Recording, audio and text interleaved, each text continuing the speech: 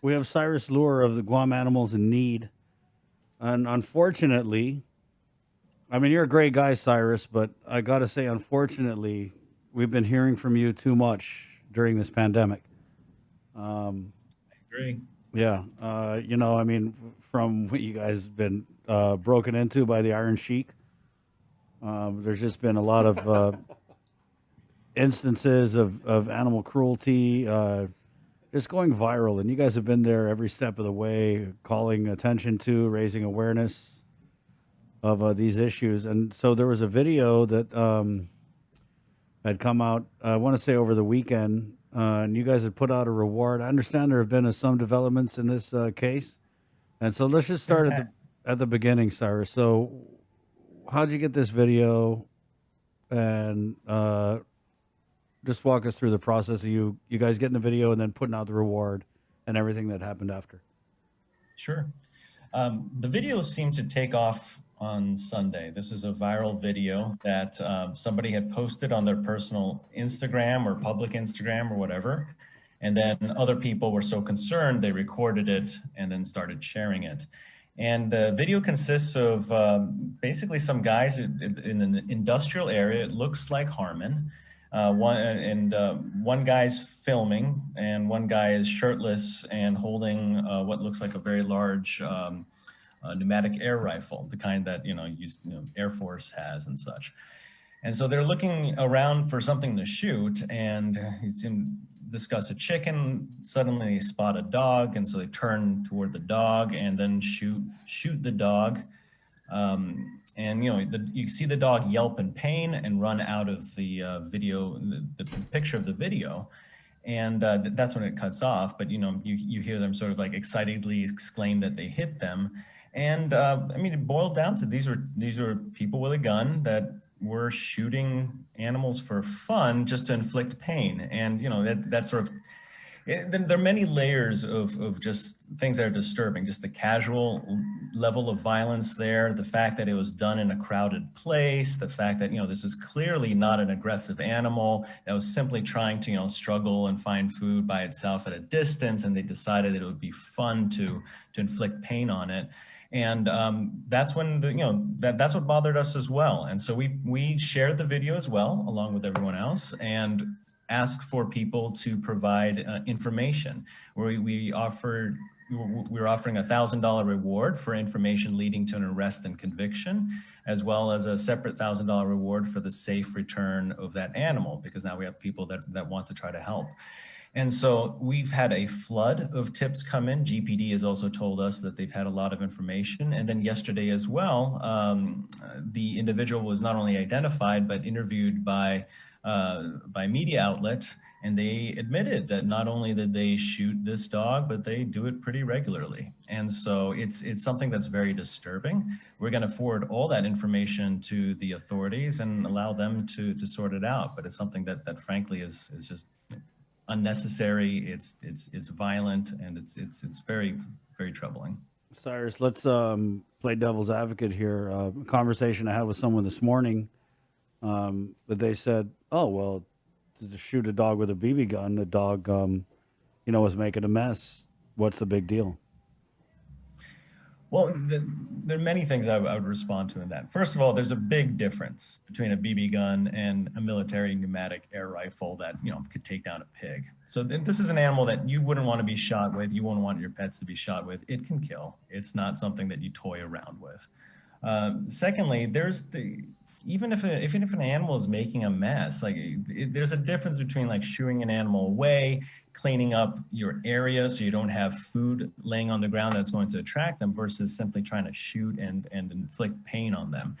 And the third point I would make out is, even if that was justified, which of course we don't agree with, they weren't trying to keep an animal away. They were looking for something to shoot, to have fun. They were having fun and looking for targets. And I mean, there's literally no excuse for this. I don't understand people that are trying to be edgy and justify this sort of action. I think the community outrage, this isn't just gain. The community outrage, the post that people say that this is just wrong, shows that just as a society, as an island, we don't want to see this kind of thing happen in our community. And I think it's important to call people out when they decide it's fun to harm animals, and we should hold them accountable because the laws as written make it illegal to do this. Right, and I'm kind of taken back to when I watch. I've been on this like crime documentary trip, and one thing I notice about a lot of these crazy ass serial killers is they all start with hurting animals. Every single one. It's absolutely true. And in fact, a lot of jurisdictions around the country prioritize animal abuse because of the high correlation between that and domestic violence, specifically elder violence and child abuse, and as well as serial killing. So those types of violence towards humans have a huge correlation with violence towards animals. So the Chicago Police Department was the first to begin doing this research and pushing it strongly. And now police department after police department around the country prioritizes what they call the link. The science shows that there is the link between animal abuse and violence towards humans. And so it's absolutely essential that when we see animal abuse in our community, we highlight it, we call it out, we report it to the authorities, because maybe it's not every single one, but if we're able to intervene before this violence spreads towards humans, that's critical, that's important. And so this isn't just about animals. This is about protecting elders. This is about protecting women who suffer from domestic violence, and it's about protecting children. Where are we now that the guy has been identified? I know that he's spoken with at least that one media outlet. Where are we with the reward and all the things you guys were trying to do to get more info about this case? Have you found the dog? We have spotted the dog. We're trying to coax it out. It's limping. It's clearly injured at this point, but it looks like it will be able to survive. But we've been trying to coax it out and it's still roughly in that same area. In terms of information leading to an arrest and conviction, we definitely have enough that GPD can take action. We are hopeful that maybe something will happen today or tomorrow. We'll let the public know as soon as we hear something that happens, but we don't have any inside information with what GPD is going to do. But with this level of public focus and having the name and everything, that I can't imagine that an arrest wouldn't be made. So that we hope that at least this can move forward and the court system can handle it from here on out. Cyrus, what's the reaction from the Guam Police Department when you the guys reach out to them for cases like this? Are they supportive, or is it any of it like, oh God, here comes that gang guy again? Very supportive, actually. I think without a doubt, GPD is spread thin, and so it's very frustrating to see incidents like this in the middle of a pandemic, because you don't want GPD to have to be forced to handle these types of things. But if people are going to harm animals, then they're forcing the issue. I mean, we can't look the other way if laws are being broken. So we really appreciate that GPD has been very supportive. They understand the connection between animal abuse and other forms of violence. And so they are very concerned when they see things like this, when they see animals that are tied up and purposefully drowned, when they see animals that are killed by hammers. These are the types of things that they recognize, and they know that it can very quickly lead to far more dangerous crimes. And they are more than willing to get involved early to make sure that we can protect human lives as well. Hey, So we're thankful for that. Cyrus, any update on the EPAN dog incident where someone had tied a rock to that dog, threw him over the bridge? Sadly, no. I mean, that's a tough situation because it probably happened in the middle of the night. It's not a very heavily traveled road at that time. Right. But we're still hopeful that that reward is going to be up there indefinitely. And if anybody is able to come forward with any information, even if it's just something said in passing, please let us know, and that might be able to lead to opening the case up. But at this point, it's largely a cold case. But we're going to keep hoping. I wanted to kind of talk about the stray dog population, because I I'm not familiar with you guys' stance on that issue, but for example, Gigo Mayor Rudy Mantanani is always talking about stray dogs running all around, tearing trash, threatening kids and all that. How do we deal with that stray dog population? I mean, I've heard estimates upwards of 60,000 stray dogs on Guam. What's the humane way to deal with it? Yeah, well, it's 30,000 stray, 60,000 owned. Actually, at this point, 65,000 owned. But of course, that includes the owned but not on a leash, and so it's messy. The only way to solve a stray dog, well, actually, Mayor Rudy's fantastic, and we've I've spoken with him as well, both Mayor Rudy's, frankly. But if you start killing dogs out there, you actually increase the population, because an old, even mangy dog that doesn't seem like it does much is consuming resources in an area.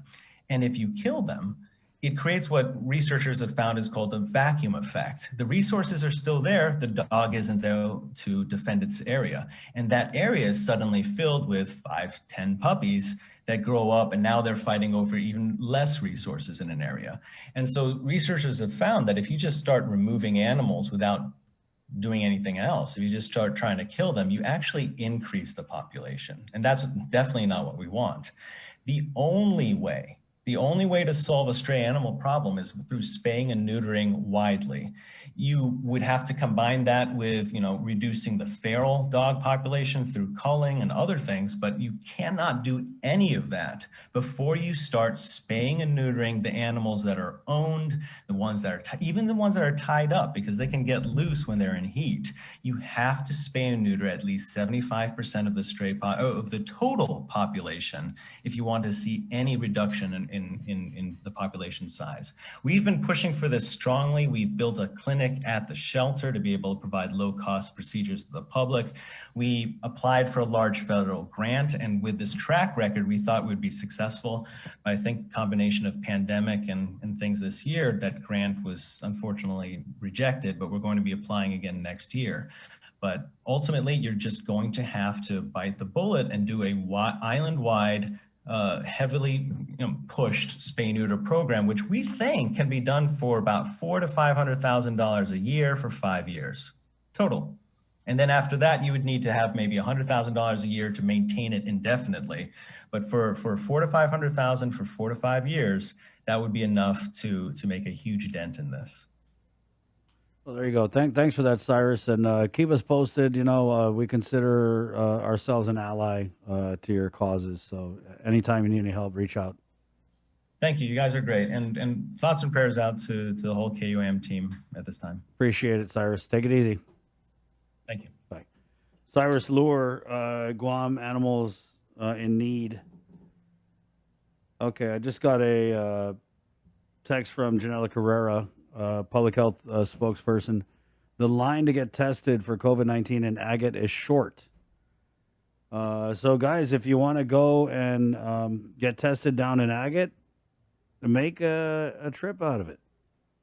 Okay, I know that some people in line in Gigo, it's a pretty long line. So if you don't want to wait in long lines at TGen or Gigo, head on down to Agate. Okay, take the scenic route. It's a beautiful drive, and go get tested for COVID-19. As this is part of their outreach effort. They got these nifty new Binex tests that you can get a result in 15 minutes on site. And so there you go. So it's going on in Gigo. That's pretty crowded. I just saw a picture of the line there. TGen, according to Janella, it's also crowded there. So Agate is the place to go. Agate! You got to say it like